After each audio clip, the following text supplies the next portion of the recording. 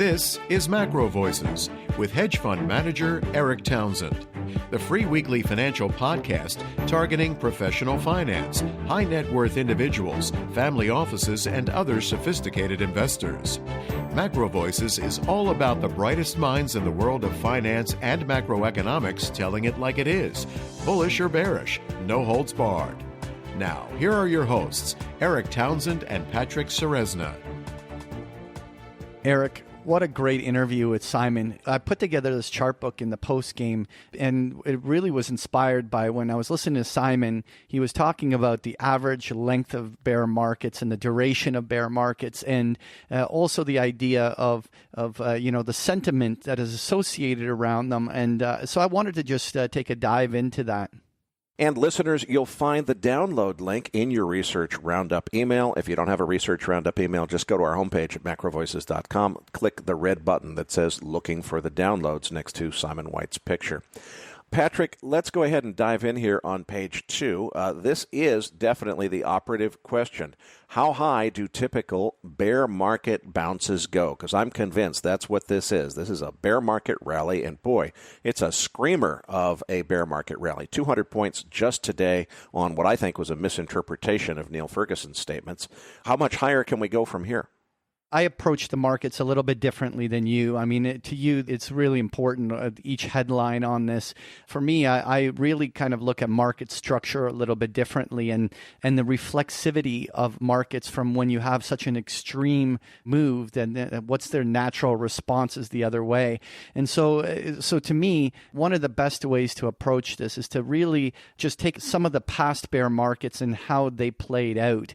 And what I thought was important, like Simon was talking about it, just what the average length of a bear market has been. And let's be realistic. If this bear market ended just like 1 month in, it would probably be one of the shortest bear markets of all time. And I'm with you that this hasn't fully played out, but we are definitely in a bear market bounce.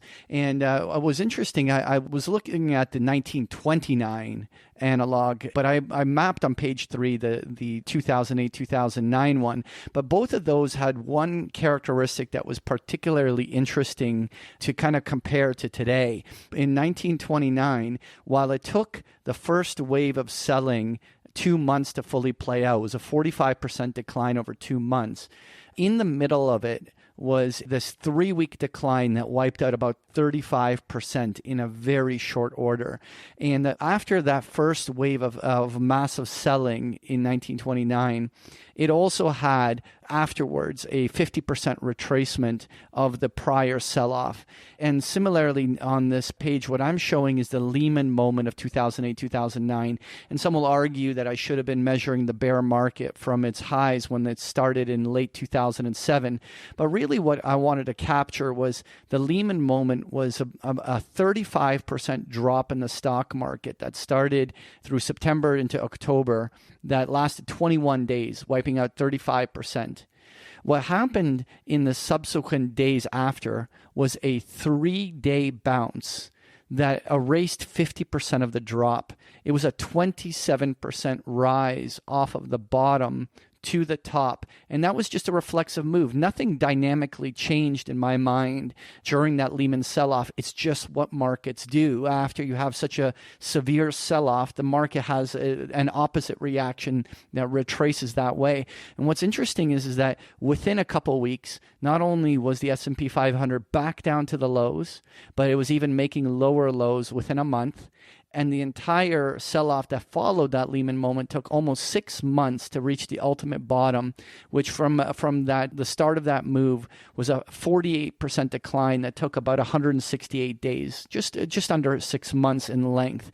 And so what I thought was really interesting is that here you had this big, huge bounce that was just reflexive from the magnitude of the selling, but it still didn't stop the bear market from continuing on once that bounce ran out of steam. And so what I did on page 4 was to kind of just overlay what would be the analog if it played out the way it did in 2008, 2009. Now, Immediately, I just need to make this clear to listeners. I'm not forecasting that it's going to play out the same as 2008, 2009, but I think it's a really interesting storyline to kind of allow yourself mentally to think through what are the different scenarios and how they're likely to play out. And so what we had was this 32-day sell-off that basically wiped out the 36% on the downside during this COVID-19 moment, we call it. And we're in the midst of some sort of a bounce. And if we followed the same type of a 50% retrace that we have seen in both 2008 and 1929, in each scenario, if we did a similar bounce, that this rally that we're seeing that's now north of 2,600 will end by 2,800 on the S&P. And if you think about it, we're almost there. I mean, there isn't much left in the tank. I mean, we made 200 points in one day. I mean, we might be, even if it does manage to muster up another 100 or 200 S&P points, there isn't much left to be made on the upside relative to what we've already seen off of the low. And so one has to taper their enthusiasm of how much you're pressing the upside from here, because it's no longer asymmetric in catching the bounce anymore. But if it followed that, then by April into early May, we would be making still a lower low, and then it would bleed out into August if it followed that storyline. Again, it's not a forecast, but it'll be interesting to see whether or not a bear market driven by this COVID-19 has in some sort of like echoes to what we saw back then. Well, Patrick, my reaction to that is I think we really have to focus on the question of, is this just a COVID-19 event, or is COVID-19 the pin that popped the bubble, and therefore it started a process in motion which has to play out because it's already begun? If you think it's just a COVID-19 event, then I think the time schedule has to be compressed a little bit, because even as much as you might say, oh, okay, well, it takes 6 months, according to your chart here on page 4, to really get to the ultimate bottom, I think what's going to happen is we are going to be absolutely horrified by what's about to happen in the United States. We're going to get to triage, where we have to shut people off and literally allow them to die because we can't give medical care to everyone. That's all coming by the end of April. And I think that it's around the end of April where we get to the maximum point of new infections that probably brings about the COVID-19 market bottom, I think probably by the 1st of May. Now, that doesn't mean that you don't get, just as you have here, a bounce to where everybody thinks maybe it's over, and then you realize, no, wait a minute, it's not just about COVID-19. COVID-19 is what popped the bubble, and we've still got further to go. So whether or not you get that last red arrow down on page 4 that you've got drawn in here, I think depends entirely on whether or not popping the bubble is going to have a life beyond just what the virus itself does. Because I think the virus crisis will be ending by the time we get to this, 6-month time frame that you're showing here. Right. So I do believe, though, that this is going to be more than about the COVID-19, because it's going to take a while to restart the economies. And even though we're going to see huge fiscal spends coming in globally, this is not even about the fiscal spends in the U.S. There's just going to be huge government spending to try to restart the global economy. And I just don't think it's going to happen as fast as everyone thinks. And so we're going to have to get used to a lot of negative data and things moving a little bit slower than everyone expects. And that could be an emotional drag that keeps the sentiment pretty negative and allows a bear market to perpetuate. I couldn't agree more, but I just think it's a question of separating what the virus does and then what the market does, not directly driven by the virus. The part that's driven by the virus, I think that plays out through April and May, and by the end of May, hopefully, it's ending. Let's move on to gold on page 5. Right, and that's just showing the gold chart that you already covered quite extensively in the market wrap. So I don't have too much more to say on that. But what I wanted to really was show page 6, which was the material decoupling of gold and silver. Now, during that crash, silver more or less, well, not more or less, it did crash below its bear market lows throughout 2015 and 16. I mean, you have to go all the way back to 2008 to see silver prices where we were trading. And what's amazing is that while gold fully recovered on that bounce, silver is still down on the year and has had no relative strength whatsoever to that. And one of the more interesting things that I'm going to be watching is how long does silver materially underperform gold? And will we see a situation where, let's say, gold first begins to rally and silver just lags, and then suddenly everyone just all at once brings silver to in a one big epic rally back up toward gold? It'll be interesting. It's one of the things that we're definitely watching. What's your take on that? Well, I definitely think it's very important for our listeners to pay attention to, if you feel like, boy, I didn't buy my gold at $1,450. I was hoping that maybe weakness in the stock market was going to pull it lower, and I just missed that rally. Well, you didn't. You missed a rally in silver, but the rally in silver only took you back up to, a long way down from where you would expect it to be. So it seems like I think the gold-silver ratio actually hit an all-time record recently. It seems like maybe the value play is to buy silver instead of gold if you feel like you're a little bit late to the party at these gold prices. Oh, that has to be the case for sure. Assuming that silver inevitably will play the role of the little cousin to gold, then silver is definitely the value play for sure. So what I wanted to move on is chart 7. I wanted to look at those 10-year yields. And there's no shortage of the bulls on the bonds taking a victory lap. And now there's a number of them that are suggesting that we could see zero interest rate yield on the 10-year. And listen, I've been a bond bull for a long time, and I'm not ready to turn on the bond bulls, but I've slowly am curtailing my enthusiasm. I'm taking an incredibly neutral state. I'm not bearish bonds outright yet, but I'm not that bullish either. And one of the reasons I wanted to show is on page 8, which is looking at inflation expectations. This is just using that ProShares inflation expectation ETF. But since the QE Infinity was announced, we saw inflation expectations just rocketing higher.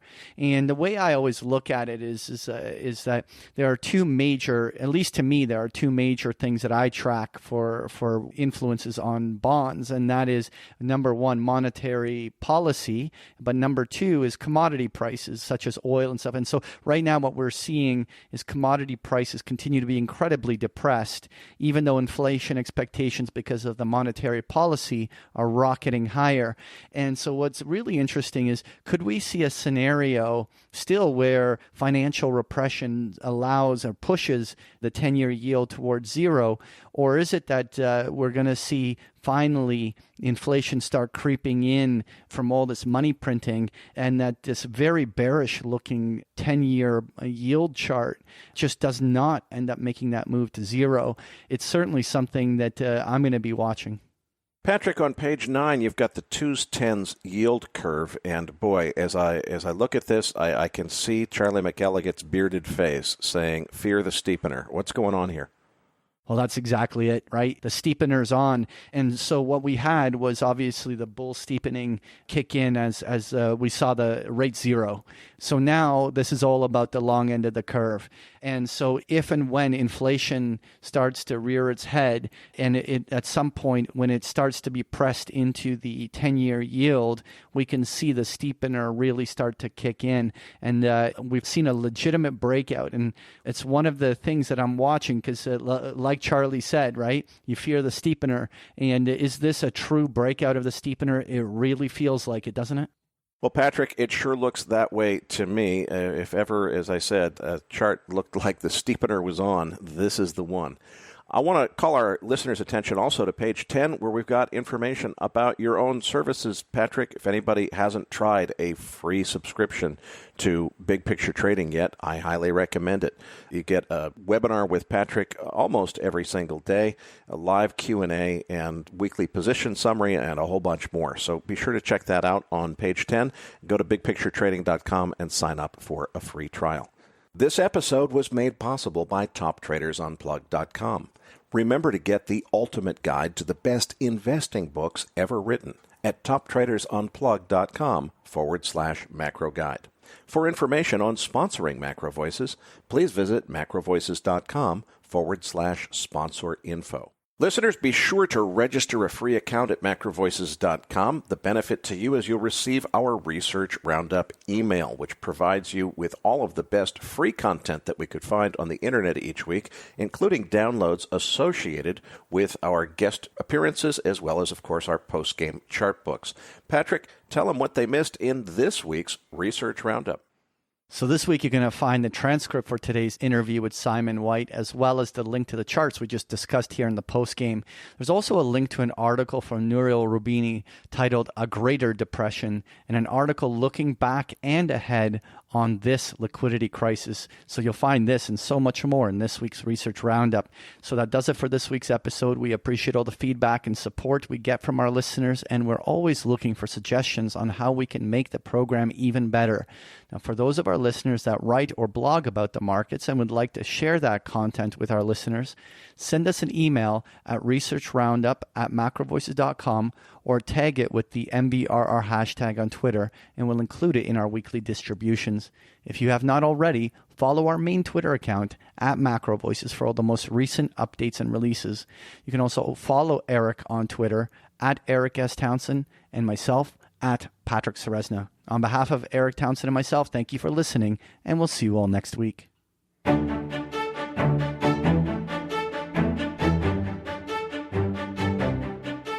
That concludes this edition of Macro Voices. Be sure to tune in each week to hear feature interviews with the brightest minds in finance and macroeconomics. Macro Voices is made possible by sponsorship from BigPictureTrading.com, the Internet's premier source of online education for traders. Please visit BigPictureTrading.com for more information. Please register your free account at macrovoices.com. Once registered, you'll receive our free weekly Research Roundup email containing links to supporting documents from our featured guests and the very best free financial content our volunteer research team could find on the internet each week. You'll also gain access to our free listener discussion forums and research library. And the more registered users we have, the more we'll be able to recruit high-profile feature interview guests for future programs. So please register your free account today at macrovoices.com if you haven't already. You can subscribe to Macro Voices on iTunes to have Macro Voices automatically delivered to your mobile device each week free of charge. You can email questions for the program to mailbag@macrovoices.com, and we'll answer your questions on the air from time to time in our mailbag segment. Macro Voices is presented for informational and entertainment purposes only. The information presented on Macro Voices should not be construed as investment advice. Always consult a licensed investment professional before making investment decisions. The views and opinions expressed on Macro Voices are those of the participants and do not necessarily reflect those of the show's hosts or sponsors. Macro Voices, its producers, sponsors, and hosts Eric Townsend and Patrick Ceresna shall not be liable for losses resulting from investment decisions based on information or viewpoints presented on Macro Voices.